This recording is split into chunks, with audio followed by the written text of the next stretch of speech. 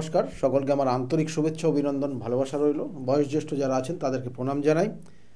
দেখুন, আমাদের এই অ্যাকচুয়ালি 12 মাসে 13 পার্বণ বলা হয় এবং এই যে 13 পার্বণ প্রত্যেকটা খুব গুরুত্বপূর্ণ এবং প্রত্যেকটা কিন্তু এক এক ক্ষেত্রে এক একটা গুরুত্বপূর্ণ কাজ বা কিন্তু আমাদের কিন্তু সেইভাবে শ্রদ্ধা এবং ভক্তির সঙ্গে আমরা কিন্তু এই পার্বণগুলো কিন্তু পালন করে থাকি। সেরকমই এই মাঘ মাসের শুক্লাপক্ষের পঞ্চমী তিথিতে রয়েছে মা সরস্বতীর কিন্তু আরাধনার দিন। আমরা জানি যে মা সরস্বতীর পুজো না হওয়া পর্যন্ত কুল খেতে নেই, এর কিন্তু কারণ রয়েছে অবশ্যই বলবো। এবং এই মা সরস্বতীর যে হাতে যে বিভিন্ন যে জিনিসগুলো থাকে, কখন তার হাতে থাকে কিন্তু বাদ্যযন্ত্র, কখনো তার পুস্তক থাকে, কখনো অক্ষমালা থাকে, প্রত্যেকটার কারণ রয়েছে।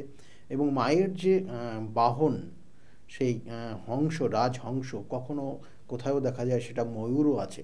তাহলে এগুলো কিন্তু তার ব্যাখ্যা রয়েছে। অবশ্যই আজকের এইগুলো নিয়েই আলোচনা থাকবে, কারণ আগামী আর কয়েকটা দিন বাদেই কিন্তু মা সরস্বতীর আরাধনার দিন রয়েছে।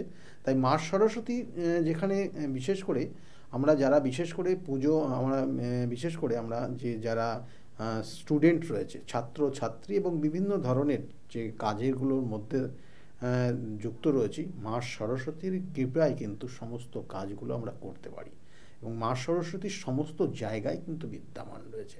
সেই জন্য বলা হচ্ছে মাতা শ্রী শ্রী সরস্বতী দেবী বেদমাতা গায়ত্রী রূপে কিন্তু সর্বক্ষণে সর্বলোকের মধ্যে বিদ্যমান রয়েছেন এবং প্রজাপতি ব্রহ্মার দেবের অর্থাৎ ব্রহ্মার স্বয়ং মুখ থেকে কিন্তু তার জন্ম হয়েছে। অর্থাৎ এই যে জায়গাগুলো, এগুলো বিভিন্ন ব্যাখ্যা রয়েছে এবং এই যে বিভিন্ন যে আমরা যে শাস্ত্রগুলো দেখি, সেই শাস্ত্রে কিন্তু সেইভাবেই উল্লেখ রয়েছে। অর্থাৎ মা সরস্বতীর জন্ম বৃত্তান্ত যদি আমরা দেখি, তাতে সেক্ষেত্রে দেখা গেল যে ব্রহ্মার কিন্তু অর্থাৎ প্রজাপতি ব্রহ্মা তার নিজের কিন্তু মুখ থেকেই কিন্তু অর্থাৎ মুখ থেকে শ্রী শ্রী সরস্বতীর উত্থান, এটার কিন্তু বৈশিষ্ট্য রয়েছে। এবং তার সঙ্গে সঙ্গে বলা হচ্ছে যে কিন্তু মাতা সরস্বতী হচ্ছে কিন্তু নিজেই কিন্তু বেদ মাতা, অর্থাৎ আমাদের যে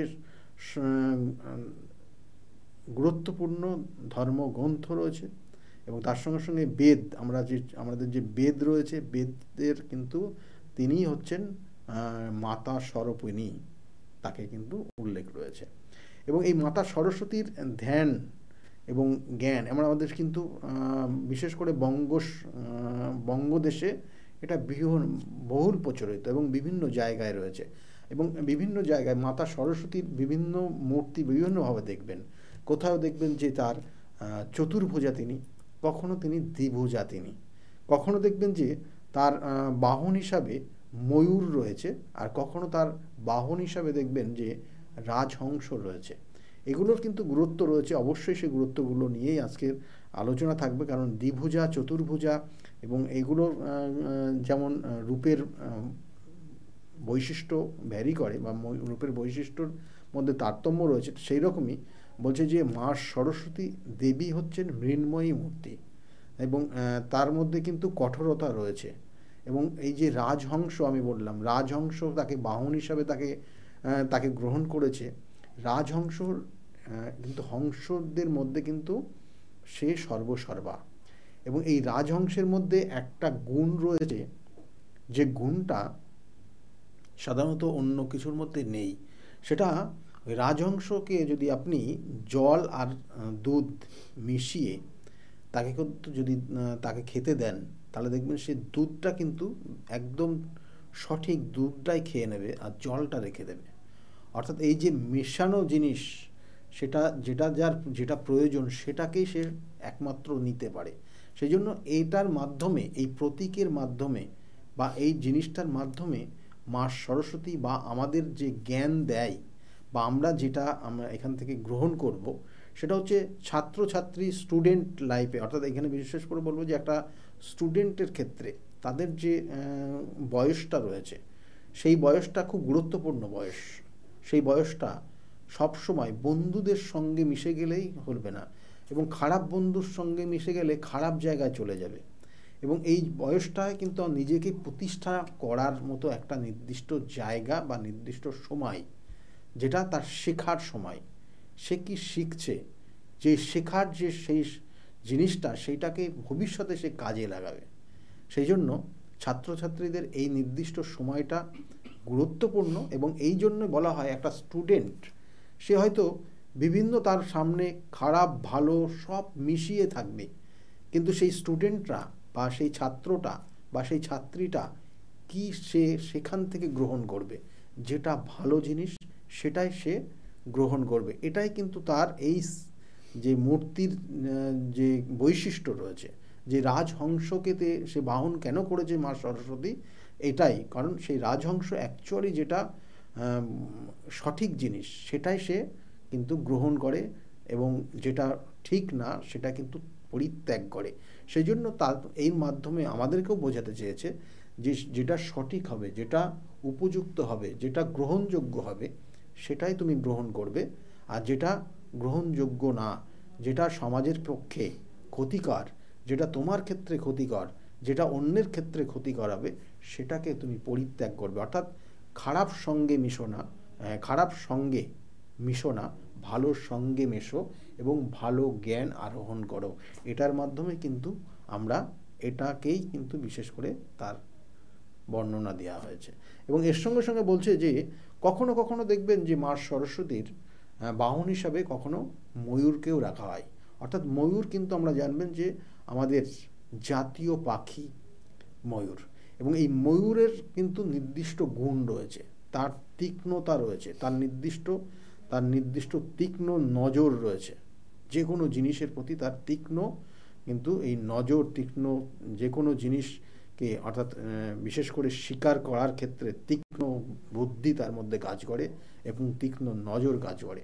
এবং এই জন্য এটার মাধ্যমে আমাদেরকে বোঝানোর চেষ্টা করছে। এবং বিভিন্ন জায়গায় এখানে বলবো যে বাহন হিসেবে আমরা সাধারণত আমাদের আশেপাশে দেখি যে রাজহংসও দেখি, এবং কোথাও কোথাও সেটা ময়ূরও আপনি পাবেন বিভিন্ন অন্য জায়গাতেও। ভারতবর্ষের বিভিন্ন জায়গায় বিভিন্নভাবে পুজো হয়, এবং সেখানে কিন্তু এই ময়ূরের মাধ্যমে আমাদেরকে কিন্তু এটাই বোঝাতে চেয়েছে যে আমাদের নির্দিষ্ট লক্ষ্য হওয়া উচিত।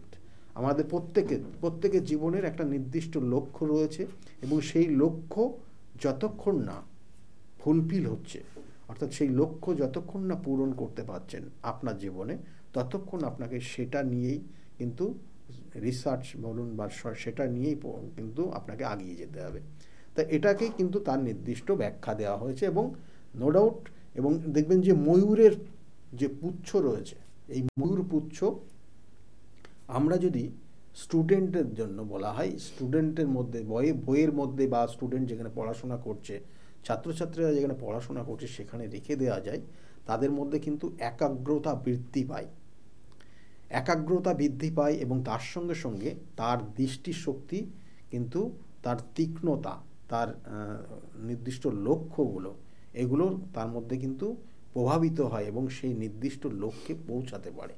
এই জন্য কিন্তু তার বলা হয় যে ময়ূরের পালক কিন্তু তার বইয়ের মধ্যে রাখার জন্য। এবং এছাড়াও কিন্তু যাদের রাহু পীড়িত আছে, যে সকল ছাত্রছাত্রীদের মধ্যে বা যাদের মধ্যে রাহুর কুপ্রভাব রয়েছে, তাদের ক্ষেত্রে কিন্তু এই ময়ূরের পালক রাহুর নেগেটিভ এনার্জিটাকে কিন্তু নষ্ট করে দেয় এবং পজিটিভ এনার্জি দেয়। সেই জন্য বলা হয় যে সকল ছাত্রছাত্রীরা পড়াশোনার থেকে সে দেখা গেল ইলেকট্রনিক ডিভাইসের প্রতি বেশি আসক্ত হচ্ছে, ইলেকট্রনিক ডিভাইস, সেখানে কিন্তু রাহুর প্রভাব রয়েছে, সেখানে শুক্রর প্রভাব রয়েছে। এই রাহু শুক্র আমাদের ক্ষেত্রে কিন্তু অনেক, যদি এটাকে খারাপ দিকে নিয়ে যায় তাহলে খারাপ পথে নিয়ে যেতে পারে, আবার এটা যদি ভালোর দিকে নিয়ে যায় তাহলে ভালোর দিকে নিয়ে যেতে পারে।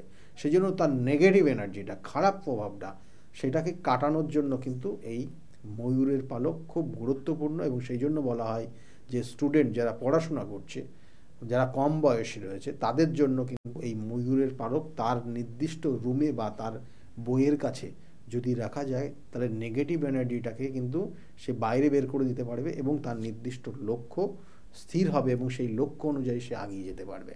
এটার জন্য কিন্তু এই ময়ূরকে কিন্তু এখানে সিম্বলিক হিসাবে দেওয়া হয়েছে, বা মায়ের কিন্তু বাহন হিসাবে ময়ূরকে রাখা হয়েছে।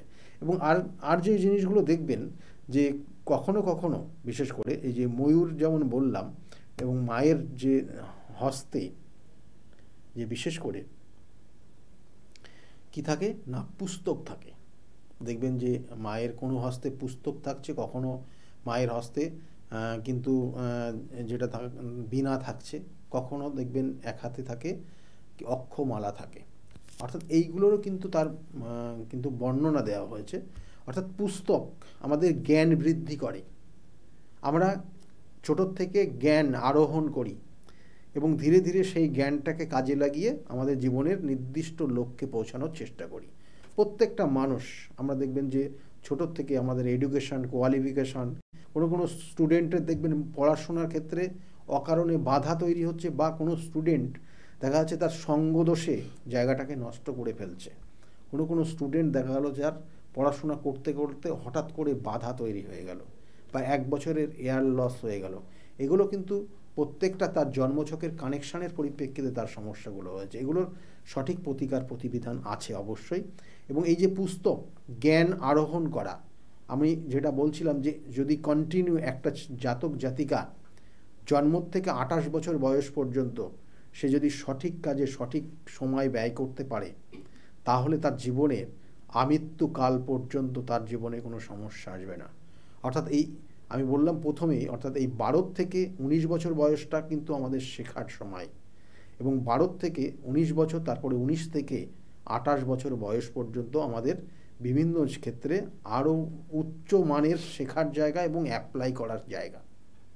তাহলে এই যে সময়টা যদি আপনি আপনার জীবনে সঠিক কাজে লাগাতে পারেন, তাহলে জানবেন যে আপনি আপনার আমৃত্যু অর্থাৎ মৃত্যুর আগ পর্যন্ত সময়ে আপনার কোনো রকমের সমস্যা আসবে না। আর্থিক এবং আপনার ক্ষেত্রে আর্থিক জায়গা তো অবশ্যই থাকবে, এবং তার সঙ্গে সঙ্গে আপনি আপনার সমাজের একটা নির্দিষ্ট স্থান দখল করে থাকবেন, এবং তার সঙ্গে সঙ্গে আপনার পরিবারেরও একটা জায়গা কিন্তু আপনি দখল করে থাকবেন, এবং সেটা অবশ্যই কিন্তু ভালোর দিক দিয়ে, আপনি প্রশংসার দিক দিয়ে থাকবেন। তার এই জন্যই বলা হয় এই নির্দিষ্ট সময়গুলো খুব গুরুত্বপূর্ণ সময়। এবং সেই জন্য মায়ের কাছে মায়ের এক হস্তে পুস্তক দেওয়ার কারণ আমাদের জ্ঞানকে বৃদ্ধি করা, ধীরে ধীরে সঠিক জ্ঞান নেওয়া, এবং সেই জ্ঞানকে আমরা কাজে লাগিয়ে আগামী দিনে এগিয়ে যাব।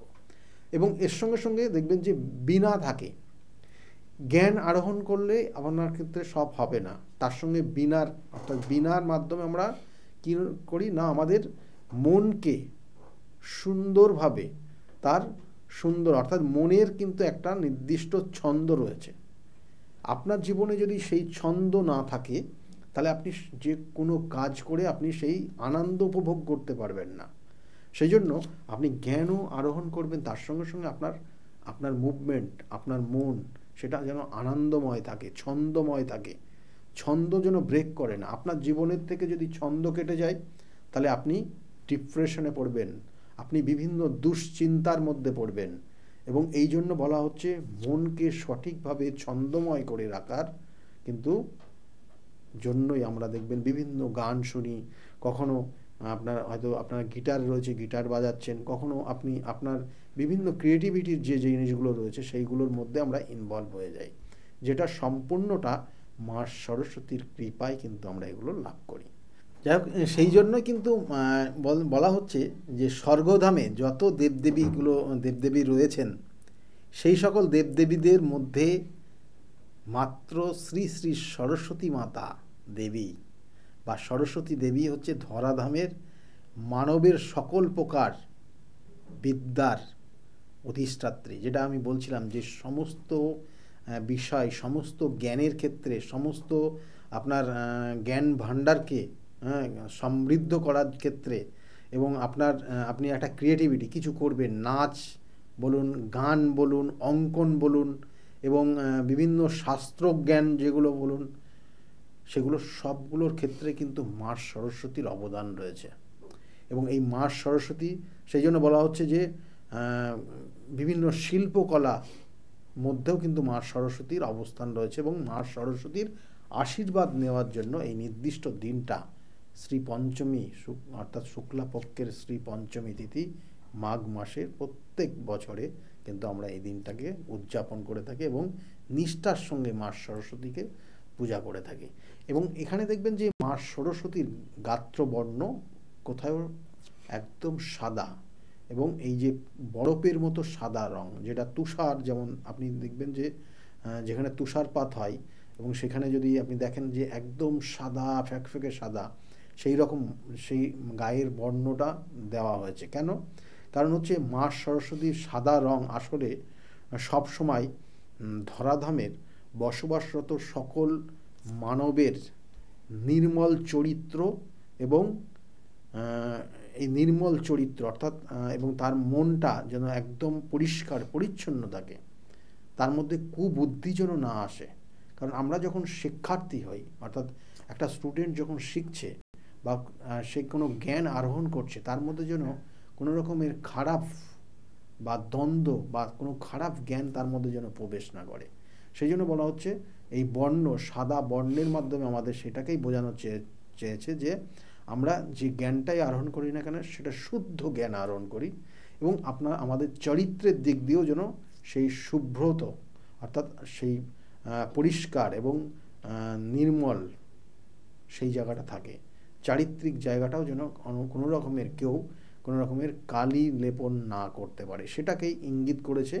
এবং এই যে বিশেষ কিছু, সেই জন্য প্রত্যেকটা আমরা বারবার বললাম বা বারবার বলে থাকি যে মা সরস্বতীর কিন্তু যে দেবী, তাকে পূজা পাঠ এবং তাকে আরাধনা করা আমাদের প্রত্যেকটা কাজের ক্ষেত্রে তার অবদান রয়েছে। বলা হচ্ছে যে মাতা শ্রী শ্রী দেবী সরস্বতী তিনি একটা সাদা সম্পূর্ণ প্রস্ফুটিত পদ্ম ফুলের ওপর বসে আছেন। অর্থাৎ এখানেও কিন্তু তার বিশেষ বর্ণনা রয়েছেন।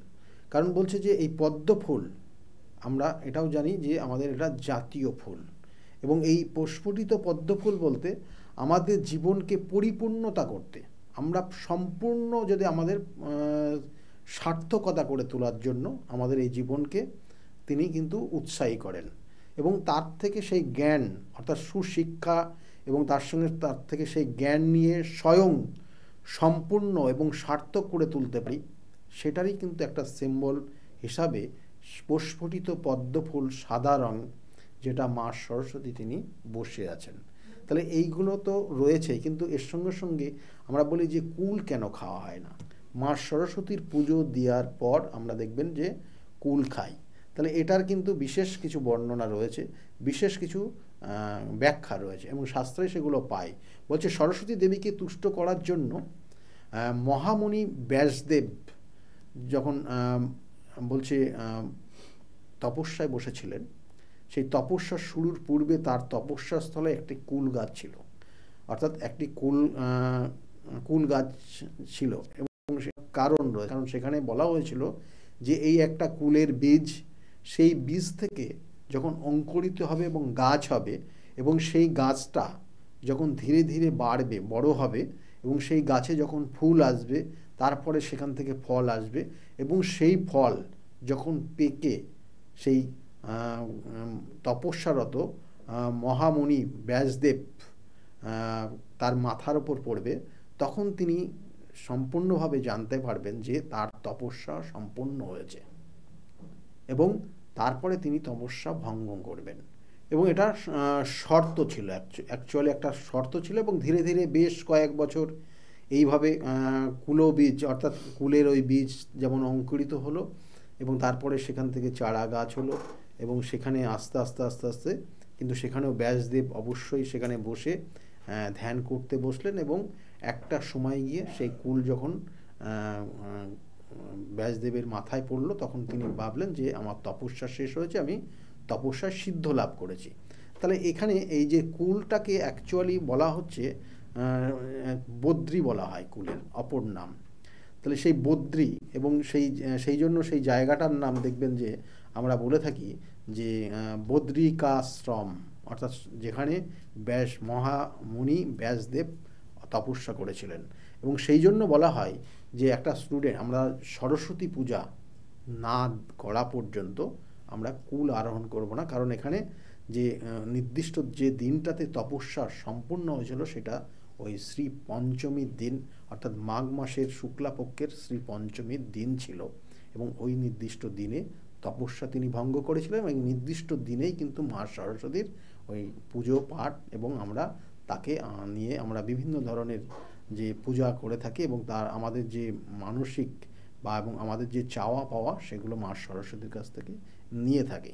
সেই জন্য এই নির্দিষ্ট দিনটাকেই আমরা কিন্তু পুজো দেওয়ার পর কুল কিন্তু আমরা খাই। তাহলে এটা যেমন রয়েছে, তার সঙ্গে সঙ্গে মা সরস্বতী সবসময় আমরা বলবো বিদ্যার দেবী, জ্ঞানের দেবী, এবং তার সঙ্গে সঙ্গে আমাদের জীবনের অনেক কিছু বাধা বিপত্তিও কিন্তু তার সেই জ্ঞানের মাধ্যমে আমরা কিন্তু আগিয়ে যেতে পারি, অর্থাৎ বাধা বিপত্তিকে কিন্তু ত্যাগ করে অর্থাৎ ওভারকাম করে আমরা আগিয়ে যেতে পারি। এবং এই জন্য কিন্তু মা সরস্বতীর আরাধনা অবশ্যই করে থাকি। কিন্তু অনেক স্টুডেন্ট দেখবেন যে পড়াশোনা করছে কিন্তু নিজস্ব সেই ধ্যান ধারণা নেই, কোনো কোনো ক্ষেত্রে দেখবেন মনে রাখতে পারছে না, ভুলে যাচ্ছে, কোনো কোনো ক্ষেত্রে দেখবেন যে তার যে নির্দিষ্ট দিশা সেই দিশার থেকে সরে গেছে, বা তার একটা নির্দিষ্ট যে লক্ষ্য ছিল বা তার মধ্যে যে স্বপ্ন ছিল সেই স্বপ্নগুলো পূরণ করতে পারছে না। কখনো কখনো দেখবেন যে সে ডিপ্রেশনে ভুগছে, কখনো কখনো বন্ধু সঙ্গের কারণে জীবনে দুর্দশার জায়গা তৈরি হয়ে যাচ্ছে, কখনো পড়তে বসলে তার সেইভাবে সেই মনটা নেই। তাহলে এই যে জায়গাগুলো রয়েছে এগুলোর কিন্তু তার নির্দিষ্ট প্রতিকার প্রতিবিধান আছে এবং এই নির্দিষ্ট তিথিটা খুব গুরুত্বপূর্ণ। কেন বললাম? কারণ এই শ্রী পঞ্চমীর দিন কিন্তু ব্যাসদেব তার কিন্তু যে তপস্যা সম্পূর্ণ করেছিলেন এবং সেই জন্য কিন্তু তপস্যা সম্পূর্ণ করেই কিন্তু মা সরস্বতীর পুজো করেছিলেন। সেই রকমই নীল সরস্বতী দেবী, অর্থাৎ আমরা বলে থাকি যে নীল সরস্বতী দেবীর আরাধনা করলে একটা স্টুডেন্টের মধ্যে বিভিন্ন ধরনের যে সমস্যাগুলো আসে, সে নিজের মধ্যে যে কনফিডেন্স লেভেল লো হয়ে যাওয়া, বাবা মায়ের কথা না শোনা, মনে রাখতে না পারা, পড়াশোনার প্রতি কিন্তু আগ্রহ কমে যাওয়া, এইগুলো সমস্যার থেকে তারা বেরিয়ে আসতে পারে। সেই নীল সরস্বতী অ্যাকচুয়ালি কিন্তু তন্ত্রশাস্ত্রের, এখানে বলা হচ্ছে তারাতন্ত্রের অষ্টম দেবী হচ্ছে মা নীল সরস্বতী, এবং দেবী নীল সরস্বতীর গাত্রবর্ণ হচ্ছে নীল জ্যোতির মতো, অর্থাৎ নীল জ্যোতির ন্যায়, এবং মেরু প্রদেশের পশ্চিম কূলে চোল নামক হ্রদে দেবীর সৃষ্টি হয়েছিলেন, হ্রদে তার সৃষ্টি হয়েছিলেন এবং দেবীর সৃষ্টির হয়ে ত্রিযুগ ব্যাপী কিন্তু জপ ক্রিয়ায় লিপ্ত হয়েছিলেন। অর্থাৎ এই যে জপ ক্রিয়া, মন্ত্র জপ এবং বিভিন্ন ক্রিয়া জপ এবং এবং এখানে বলা হচ্ছে তার সঙ্গে সঙ্গে এবং এই যে মা অর্থাৎ নীল সরস্বতীর আরাধনা করলে পরে বলা হয় যে দেবীর সাধনায় সাধকের, অর্থাৎ যে সাধক যে এই দেবীকে সাধনা করেন তার বিদ্যা, তার বুদ্ধি এবং তার ব্রহ্মজ্ঞান তিনি অধিকারী হন। এবং এই দেবীর আরাধনা করলে, অর্থাৎ বলা হচ্ছে এমন নীল সরস্বতী দেবীকে যদি আরাধনা করা হয় তাহলে যিনি আরাধনা করেন এবং যিনি এটার বিভিন্ন ধরনের এই ক্রিয়াগুলো করা হয় যার উপর, তার জিহ্বায় অবস্থান করেন এবং এবং তিনি বাকসিদ্ধ হন। এবং বর্তমানে দেবী বিদ্যার্থীদের মেধা শক্তিকে বৃদ্ধি করেন এবং তন্ত্রোক্ত উপায়ে তাকে আরাধনা করলে তার বাক শক্তি বৃদ্ধি হয় এবং তার মেধা শক্তি বৃদ্ধি হয় এবং এই মেধা শক্তি তার বিদ্যা অর্জনের ক্ষেত্রে কিন্তু সাফল্য লাভ করেন এবং স্মৃতিশক্তি বৃদ্ধি পায় এবং এর সঙ্গে সঙ্গে জ্ঞান এবং নামযশ বৃদ্ধি পায়। কারণ এই নীল সরস্বতী দেবীর আরাধনারও কিন্তু এই নির্দিষ্ট দিন রয়েছে, যে নীল সরস্বতী হচ্ছেন কিন্তু তারাতন্ত্রের অষ্টম দেবী। তাই এই নির্দিষ্ট দিনটাকে কাজে লাগান, কারণ আপনার সন্তান দেখা যাচ্ছে যে কোনো না কোনো ক্ষেত্রে এই বিভিন্ন ধরনের যে সমস্যাগুলো বললাম, যে কখনো অমনোযোগী হয়ে যাওয়া, কখনো মনে রাখতে না পারা, কখনো চঞ্চলতা জায়গা তৈরি হয়ে যাওয়া, কখনো সময় হয়তো খুব ভালো ছিল বর্তমানে আস্তে আস্তে খারাপের দিকে চলে যাচ্ছে, খারাপ সঙ্গে মিশে যাচ্ছে, তার জন্য কিন্তু অবশ্যই নীল সরস্বতীর প্রয়োগ বিধি রয়েছে এবং নীল সরস্বতীর কবচ খুব গুরুত্বপূর্ণ এই নির্দিষ্ট তিথিতে। কাজে লাগান এবং এর সঙ্গে সঙ্গে বলবো বিগত দিনে আমার কাছে অনেক মানুষ এসছে, তারা কিন্তু বর্তমানে খুব ভালো জায়গায় আছে, তাদের কাছ থেকে শুনুন তারা কতটা ভালো আছে। যাই হোক, আজকের মতো এই পর্যন্তই। সকলে ভালো থাকবেন। নমস্কার।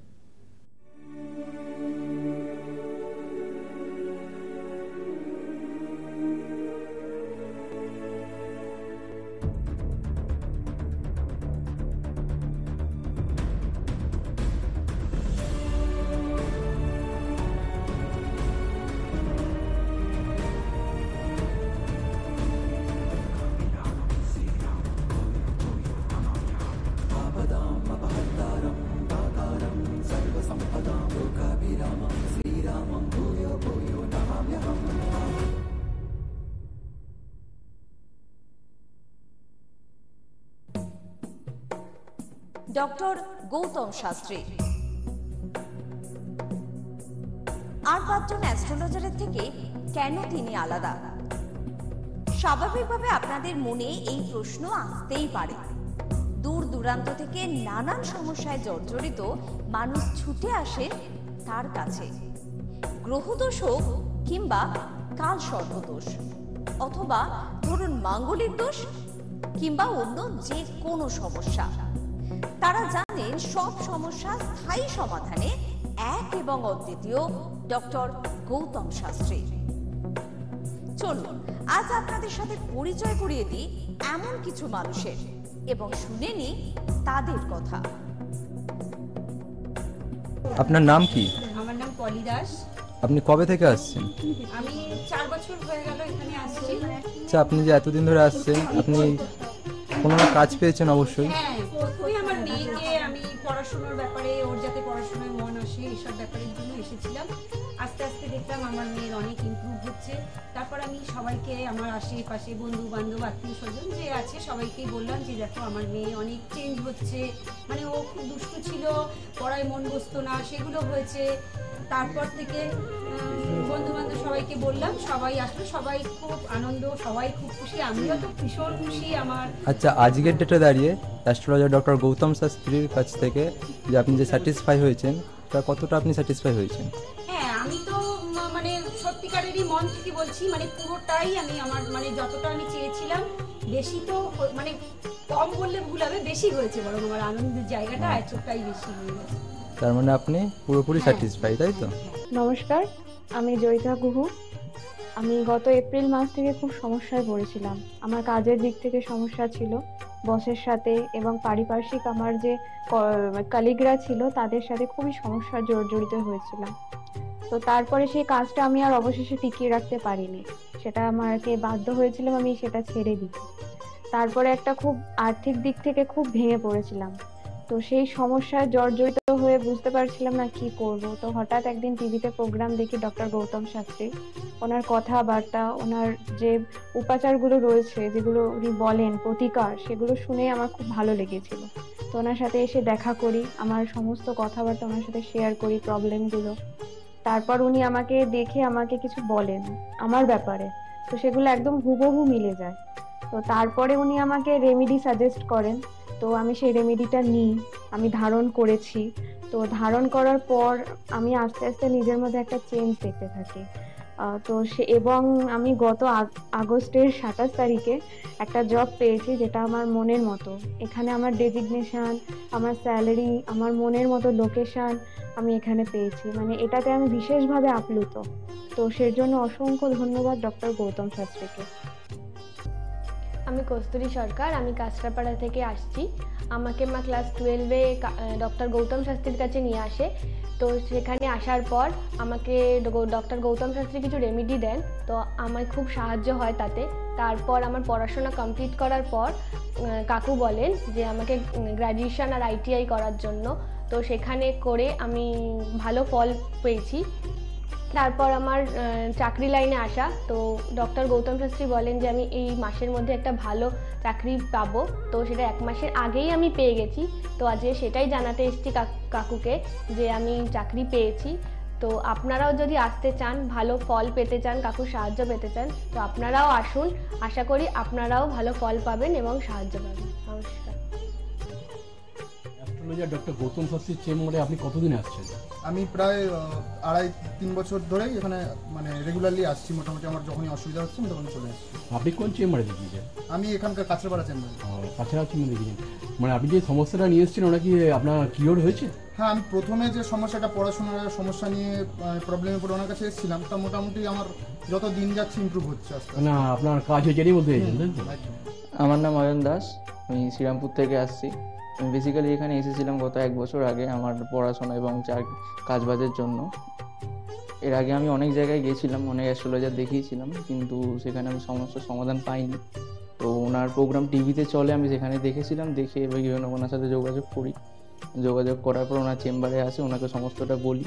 তো বলার পর আস্তে আস্তে অনেকটা আমি উপকৃত হয়েছি। কিছুটা আমার যেমন অবস্থাটা খারাপ হয়ে গেছিলো যতটা, তার থেকে অনেকটাই বেটার আছি।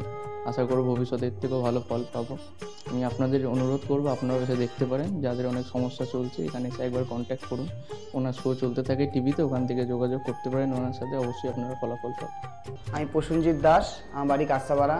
আমি ডক্টর গৌতম শাস্ত্রীর দেখেছিলাম টিভিতে, ওখান থেকে দাদার ফোন নাম্বার নিয়ে দাদা বাড়িতে আমি আসি, এসে দাদাকে আমার সমস্যার সমাধান বলি। আমার একটা সমস্যা, প্রচুর বড় সমস্যা ছিল, সেটা হচ্ছে আমাদের বাড়ি ঘরের সমস্যা ছিল, অনেক বছর ধরে সমস্যা ছিল, সেটা দাদা ঠিক করে দিয়েছে। এখন সেটা আমি বাড়ি করতেও চলেছি। তার সাথে সাথে আমার ব্যবসা বাণিজ্য কিছুই করতাম না, একটা নর্মাল কাজ করতাম। কাজ করার পর আমি এখন ব্যবসা বাণিজ্য উন্নতি হয়েছে, প্লাস দাদা যে প্রতিকারগুলো দিয়েছে সেগুলোকে আমরা এক্সপেক্ট করেছি, দাদার সাথে খুব ভালো ব্যবহার হয়েছে। এখন আপনারাও আসুন, এসে দাদাকে সমস্যা সমাধানের কথাগুলো বলুন, দাদা অবশ্যই আপনার সমাধান করে দেবে। নমস্কার, আমি বিশ্বজিৎ ঘোষ। আমি বহরমপুরে ডক্টর গৌতম শাস্ত্রী চেম্বারে আমি এসেছিলাম আমার সমস্যা নিয়ে, এবং ওনার পরামর্শ মতো আমি রেমেডি নিয়ে আমি উপকৃত হয়েছি। এবং তারপরে আমি আমার পরিবারের কাছে এটা আমি শেয়ার করেছি। করার পরে আমার পরিবারকেও নিয়ে এসেছি, তারাও এখানে উপকৃত হয়েছে। এবং আমার কোনো সমস্যা, আমার জীবনের পথে চলতে গেলে যদি কোনো বাধা আসে, আমি স্যারকে নির্দ্বিধায় ফোন করি এবং স্যার আমাকে কি করতে হয় বলে দেয়। আমি সত্যিই উপকৃত, এবং আমি আমার ভবিষ্যৎ জীবনে আমার যা কিছু আমি পেয়েছি সব কিছু স্যারের জন্যই পেয়েছি। আমি সত্যি আনন্দিত, এটা আমার অস্বীকার করার কোনো জায়গা নেই। আপনারা যদি কেউ বহরমপুরে চেম্বারে আসতে চান, তো আপনারা নির্দ্বিধায় যোগাযোগ মাধ্যমে আপনারা আসতে পারেন। এখানে আসতে পারে উপকৃত হবেন আপনারা, এবং ওনাকে দেখাতে পারেন। নমস্কার, আমি শর্মিষ্ঠা। আমি দীর্ঘ 5 বছর ধরে গৌতমদার কাছে আসি। আমি যখন প্রথম এখানে এসেছিলাম, আমার ব্যবসায় প্রচণ্ডভাবে ক্ষতি হয়েছিল, কোনো উন্নতি ছিল না, নেগেটিভিটি আর ডিপ্রেশন আমাকে ঘিরে ধরেছিল। তো এক আত্মীয়র কথা শুনে আমি এখানে আসি। আসার পর দাদা আমাকে যে অ্যাডভাইসগুলো করেছিল এবং যে উনি ক্রিয়াগুলো আমায় করতে বলেছিল, সেগুলো আমি করার পর খুব ভালোভাবে উপকার পাই। ফলে আজ থেকে 5 বছর আগে যে পরিণামটা ছিল ব্যবসার লস, সেই লস থেকে আমি প্রচণ্ড ভালোভাবে রিকভারি শুরু করিনি, আমি সাকসেস পেয়েছি। এরকম অনেক সময় হয়েছে যে দাদা আমাকে বলেছিল যে এগুলো করলে ভালো হবে না বা এটা করো না, আমি না শুনে নিজের মতন করে করেছিলাম, ফলে সেখানেও আমার ক্ষতি হয়েছিল। এই ক্ষতি হওয়ার পর থেকে উনি যখনই আমাকে যা বলে আমি সেইগুলোই আমি শুনে চলি, এবং প্রত্যেকটা পদে পদে তার প্রমাণ মেলে সাকসেসের মাধ্যমে। আমার সাকসেস হওয়ার পর আমি আমার বন্ধুদেরও এখানে রেফার করেছি, যাদের পার্সোনাল এবং প্রফেশনাল লাইফে যে সমস্ত প্রবলেম ছিল তারা সেগুলোর থেকে রিকভার করে বেরিয়ে এসছে, খুব উন্নতি লাভ করেছে। এই সমস্ত ঘটনা আমাদের এবং আমার বন্ধু বান্ধবের জীবনে এতটাই একটা পজিটিভ সাইন এনেছে, আমি এবং আমার বন্ধু এবং আমার আত্মীয়রা সবাই আমরা ডক্টর গৌতম শাস্ত্রীর কাছে আমরা সবাই উপকৃত লাভ করি, এবং আমরা ডক্টর গৌতম শাস্ত্রীর কাছে অসংখ্য ধন্যবাদ জানাই, উনি আমাদের এত সুন্দরভাবে অ্যাডভাইস করে থাকেন বলে। নমস্কার, আমি পিয়ালি মণ্ডল বলছি। আমি গত ছ মাস ধরে খুব সমস্যার মধ্যে ছিলাম, এত সমস্যার মধ্যে ছিলাম যে আমি কী করবো ঠিক করতে পারছিলাম, ভীষণ ডিপ্রেশনের মধ্যে চলে গেছিলাম। তো এই সময় আমার এক ফ্রেন্ড ডক্টর গৌতম শাস্ত্রীর কথা বললেন যে ওনার কাছে যেতে পারিস, ওনার কাছে গেলে তো সমস্যাগুলো হয়তো সমাধান উনি করে দিতে পারে। তো আমি ওর ফ্রেন্ডের কথা অনুযায়ী একদিন ডক্টর গৌতম শাস্ত্রীর কাছে এলাম। ডক্টর গৌতম শাস্ত্রীর কাছে আসার পরে তো আমার সমস্যাগুলো বলার আগে উনি দেখেই আমাকে আমার সমস্যাগুলো সব বলে দিল যে কী হবে, কী হচ্ছে না হচ্ছে, আমি কিসের জন্য এত সমস্যার মধ্যে রয়েছি। তো উনি বলল যে সঠিকভাবে যদি একটি রেমেডি ধারণ করা যায় তাহলে হয়তো সমস্যার সমাধানগুলো হতে পারে। তো আমি ওনার কথাই অনুযায়ী সঠিক রেমেডি ধারণ করলাম। রেমেডি ধারণ করার পরে দেখলাম যে আমার সমস্যাগুলো আস্তে আস্তে সমাধান হয়ে যাচ্ছে। তো আমরা এখন আগের থেকে অনেক ভালো আছি, ভীষণ ভালো আছি, ভীষণ ভালো রাখছি, পরিবারও সবাই ভালো আছে। আমার যে সমস্যাগুলো হচ্ছিল সেগুলো আর হচ্ছিল না। অসংখ্য অসংখ্য অসংখ্য ধন্যবাদ জানাই ডক্টর গৌতম শাস্ত্রীকে যে উনি এইভাবে আমার পাশে থেকেছেন, আমাকে আজকে সমস্যার সমাধান করেছেন। তো অসংখ্য অসংখ্য অসংখ্য ধন্যবাদ। নমস্কার, আমি মেলিনা থমাস। আমি গত 1 মাস আগে থেকে ডিপ্রেশনে ভুগছিলাম এবং আমার অনেক রকম সমস্যা দেখা দিচ্ছিল। আমি আমার মায়ের থ্রু থেকে জানতে পারি ডক্টর গৌতম শাস্ত্রীর কথা, এবং আমি সেখানে আমার প্রবলেমগুলো নিয়ে আসি এবং তার কথা মতো আমি প্রতিকারগুলো করি এবং সেই কথা মতো আমি চলতে থাকি। এখন আমার কাছে অনেক জবের অপরচুনিটিস আসছে এবং আমার আগের যে সমস্যাগুলো ছিল সেগুলোও গেছে। আমি সিলেকশন করছি কোন জবটা করব এবং যে কোনো একটা জব আমি সিলেক্ট করব। এবং আগেও আমি ডক্টর গৌতম শাস্ত্রীকে অনেক ধন্যবাদ জানাচ্ছি এই আমাকে এত কিছু করে দেওয়ার জন্য। এবং আপনারা চাইলে আপনারাও আসতে পারেন নিজেদের অসুবিধা নিয়ে এবং তার কাছে এসে সমস্যাগুলো সমাধান করতে পারেন। আপনারা যদি তার কথা মতো চলেন আপনারাও আমার মতো ভালো ফল পেতে পারেন। আমি হালিশহর থেকে এসেছি, ধরো আমার নাম তো মলিনা ঘোষ, কিন্তু তোমার কি হয়েছে বলো তো, আমি দাদার কাছে অনেক বছর ধরে মানে কয়েক বছর ধরে ভালোই এসেছি। আমি অনেক বোধে পড়েছিলাম তো, তখন আমি এক টিভি চ্যানেলে দেখে সবাই কিন্তু প্রোগ্রাম দেখে, সব সিরিয়াল দেখে, সব কিছু দেখে, কিন্তু আমি ওই সিরিয়াল সব কিছু ছেড়ে আমার এমন বিপদ হয়েছিল, আমি শুধু টিভির কাছে বসে শুধু এই শাস্ত্রী চ্যানেলগুলো দেখে দেখে আমি মনে ভাবতাম আমি কাকে মনের মতন পাবো। পেলাম যে সবাই এত চ্যানেলে, কিন্তু আমি সবাইকে দেখেছি, আমার দাদাকেই আমার খুব পছন্দ হলো। আমি খোঁজ করতে করতে করতে করতে আমি এমন বিপদ যে আমি এই বিপদে কি করে উঠবো, তখন ওই দাদার কাছে আসলাম, খোঁজ পেয়ে চিকিৎসা করতে করতে তখন দাদার কাছে এসে আমার অনেক বড় বিপদ ছিল, আমার ছেলে স্বামী সব নিয়ে আমার বাড়ির খুব অবস্থা খারাপ ছিল। আজকে ওনার কাছে এসে আমি অনেক উপকার পেয়েছি। আমি সবার কাছে বলছি, আমি এত লোক দেখছি, আমি বলি একটু যদি দাদার কাছে এসে সব ধৈর্য ধরে কারোর বিফল হবে না, তার ফল ছাড়া বিফল হবে না। আমি ভাবি যে আমি অনেক লোকও পাঠিয়েছি, আমরা যদি প্রচার করতে পারি, অনেকে আছেন এই দাদার কথা বলবো না, বলবো না, কিন্তু না বলেন, মানুষ যদি বিপদের হাত থেকে বাঁচে সবারই তো ভালো হয়। কিন্তু দাদার কাছে আসার পরে আমার এমনও মাঝে একটা এমনও বিপদ গেছে, এই দাদাই আমাকে এই বিপদের হাত থেকে উঠিয়েছে। এর জন্য আমি দাদার কাছে সারা জীবনের জন্য কৃতজ্ঞ থাকি। দাদাকে চাই দাদাও ভালো থাকুক, আমরাও যেন দাদার কাছে এসে দাদা আরো সুস্থভাবে যেতে পারি। শুনলেন তো, এনাদের প্রত্যেকের আশা, ভরসা এবং বিশ্বাসের একটাই নাম, ডক্টর গৌতম শাস্ত্রী, যার সম্পর্কে আমরা এত কিছু শুনলাম। চলুন এবার দেখে নিই তিনি কি বলছেন। আজকের যে ফিডব্যাক আপনারা পাচ্ছেন, এগুলো কিন্তু আমার সবটাই আমার গুরুদেবের আশীর্বাদ। কারণ গুরুদেব আমাদেরকে একটা জিনিসই বলেছিলেন যে যেভাবেই হোক মানুষকে উপকার করলে তোমার কিন্তু আগামী দিনে দেখবে তোমার মানুষ কিন্তু তোমার পাশে এসে দাঁড়াবে। এবং সেইভাবেই আমি কিন্তু যেভাবে সকলের উপকার বা আমি যতটা কাজ করছি সকলে উপকৃত হচ্ছে, এবং এর জন্য আমিও কিন্তু খুব আনন্দ পাই যখন তারা বলে যে না দাদা, আমি আপনার এই কারণে এই জন্য এসেছিলাম, এই কাজটা আমি পেয়ে গেছি। সুতরাং আমিও চাই যে এইভাবে মানুষের পাশে থেকে মানুষকে সহযোগিতা করে মানুষকে আরও ভালো জায়গায় পৌঁছে দেওয়া। যাদের খুব দুঃখের মধ্যে, কষ্টের মধ্যে আছে, তাদেরকে কিছুটা গাইড করে তারা যদি আরও ভালো জায়গায় যেতে পারি এবং ভালো জায়গায় তাদেরকে যদি নিয়ে যেতে পারি, এটাই হচ্ছে আমার মেন উদ্দেশ্য। অর্থাৎ তারা যদি আরও ভালো জায়গা যেতে পারে, সেখান থেকে যে আনন্দ উপভোগ করতে পারবো আমি, সেটা কিন্তু চিরস্থায়ী থেকে যাবে। তাহলে আর দেরি কেন, চটপট ফোন করুন 9836410969 অথবা 8335805241 এই নাম্বারে। শুধুমাত্র একটি ফোন, যা পাল্টে দিতে পারে আপনার গোটা জীবন। জ্যোতিষবিদ, বাস্তুবিদ, হস্তরেখা বিশারদ ও gold medalist doctor Gautam Shastri, এক এবং অদ্বিতীয়।